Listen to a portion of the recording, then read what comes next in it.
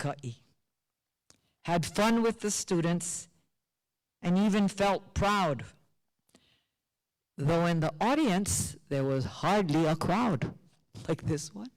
But this is, back in those days, full house. Hardly a crowd. Those were the days, $1 quarter. We got paid. And a year or two later, yes, $5 raise.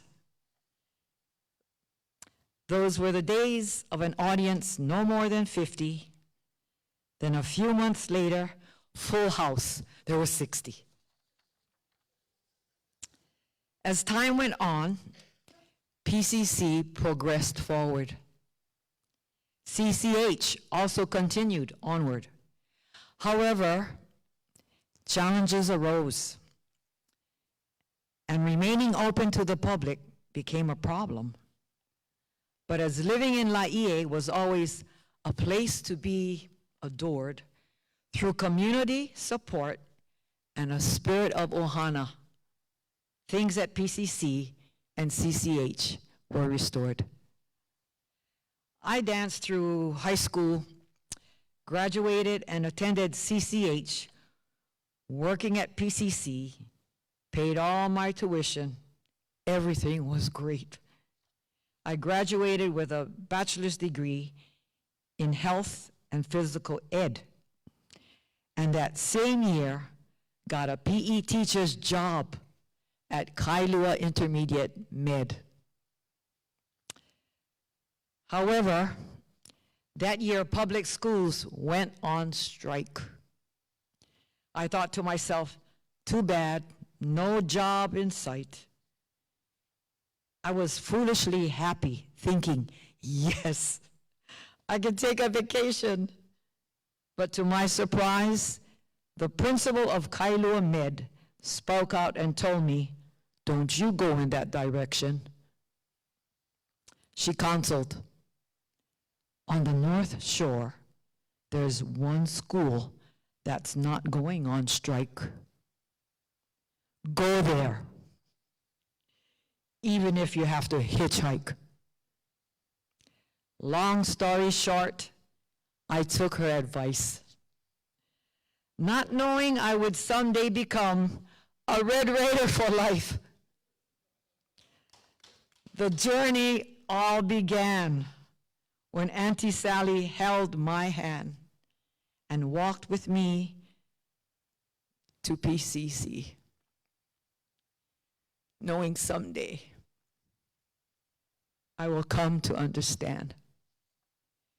1963 to 2023, here I am in the journey, literally. A graduate of CCH and a very grateful kulualakai of Auntie Sally Wood Naluai. She knew PCC was the place for me that October 1963. Love you all. I will always remember and never forget.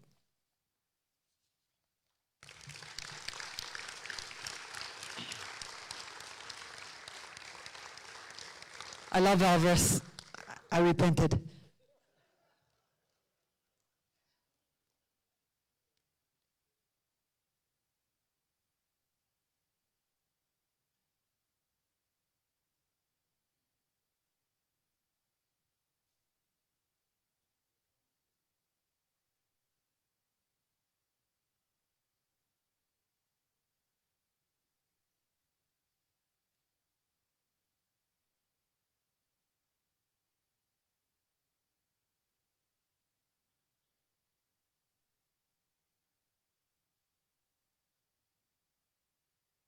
Whole day, it's well worth the experience. And so that's what we've tried to base the experience on.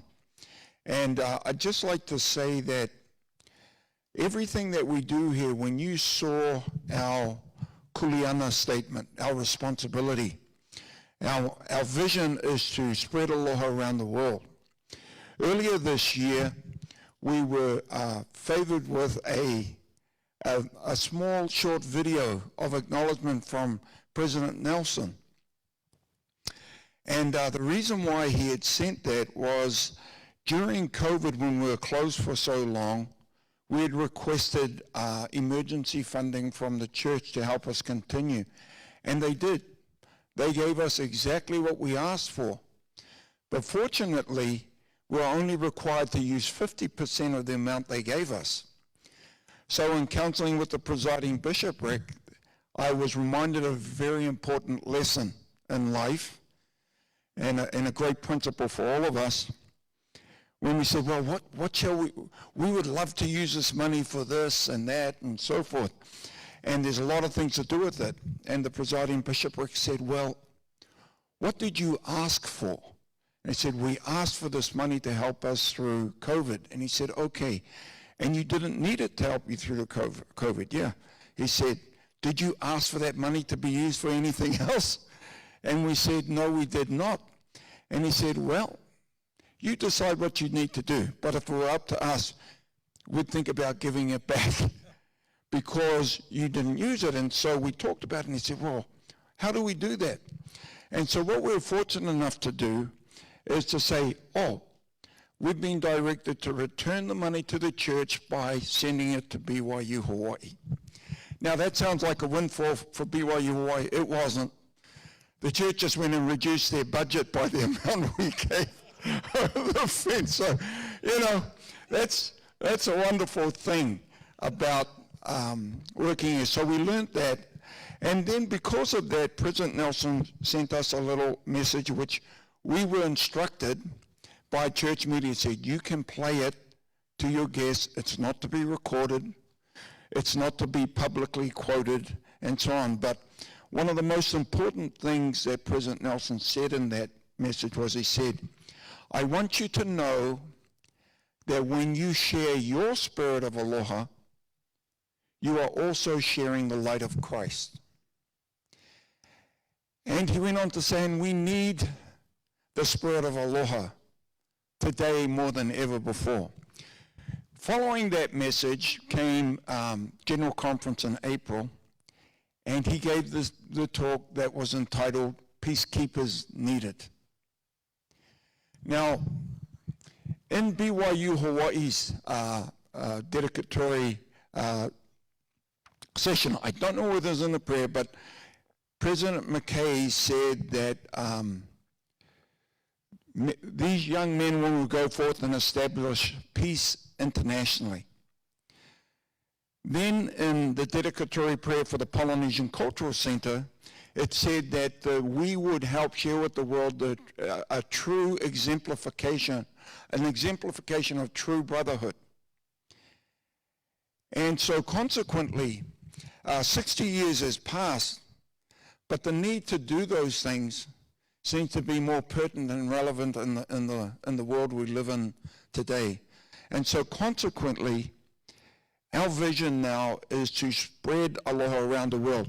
We share it, but we use the term spread so that we hope that those that we come in contact with will share that spirit, that sense of aloha, that sense of true brotherhood, an exemplification of true brotherhood on. We have our differences here at the Polynesian Cultural Center. I would say the Tongans and the Samoans get on a lot better now than they used to back in the early days. Very competitive, especially on the rugby field. I know. I have personal experience of that rivalry. But we know that a lot of guests have a sense of that. They look at these young men and women, our students, and I mentioned in the devotional on Sunday, they look at them and they marvel at the type of people they are. They're obviously intelligent. They're obviously sophisticated young people. They're from around the world, but they're very aware of the environment and the situation. And yet they continue to be very kind and respectful. And so this is something that we hope through this vision we'll be able to now have an impact on the world where we help spread aloha around the world. Our mission the summarized mission there we had, where we share the cultures, diversity, and spirit of Polynesia in a unique and uplifting way that blesses and inspires all who visit. And then in doing that, we provide educational opportunities for all of our employees. So wrapped up in there, again, is a foundation of appealing through our dedicatory prayers. In 2015, at that time, President Uchtdorf, now Elder Uchtdorf, rededicated the Polynesian Cultural Center. We thought he was only going to dedicate the marketplace, but he decided to rededicate the Polynesian Cultural Center. And he gave thanks for all the blessings that we have here, for our relationship with BYU Hawaii, for our reason for being, to support the students. And I love that. And then he also stated that the Polynesian Cultural Center and this community of Laie will continue to be a refuge for people looking for peace in this world. And so, brothers and sisters, I just want to tell you that is, even though we're 60 years on, what still drives us is these prophetic visions and statements from prophets, seers, and revelators. And just so that you know, when I received this assignment, President Eyring said, on behalf of President Monson, he said, we would like you to consider the brethren to be a compass. Our responsibility is to let you know where true north is. Your responsibility is to head in that direction. And if you start getting off track, we'll remind you what true north looks like. And if you keep getting off track, well, so we're very grateful for the council and leadership. And I just wanted to share those thoughts with you. And Eric, does this finish at 11?